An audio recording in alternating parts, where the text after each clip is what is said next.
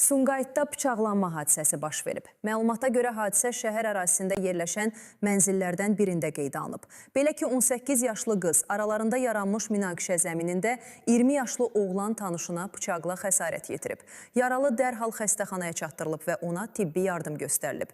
Hadisə ilə bağlı yaralının sağlamlıq vəziyyətini öyrənmək üçün Sumqayıt Tibb Mərkəzinin İctimaiyyətlə Əlaqələr bölməsinin müdiri Ramil Zeynallı Sumqayıt TV-yə açıqlamasında bildirib ki, 21.06.2026-cı il tarixində saat 13:10 radələrində Sumqayıt Tibb Mərkəzinin Təcili Tibbi Yardım Xəstəxanasına 2006-cı il təvəllüdlü kişi cinsli şəxs hospitalizasiya olunub.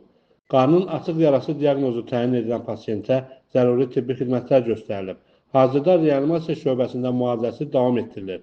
Vəziyyəti orta ağır qiymətləndirilir. Qeyd edək ki, polis əməkdaşlarının keçirdiyi əməliyyat tədbirləri nəticəsində hadisəni törətməkdə şübhəli bilinən şəxs saxlanılıb. Faktla bağlı araşdırma aparılır. Hadisə ilə bağlı yeni məlumatlar əldə etdikcə sizə çatdıracağıq. Sumqayıt TV-ni izləməyi, videonu bəyənməyi və kanalımıza abunə olmağı unutmayın.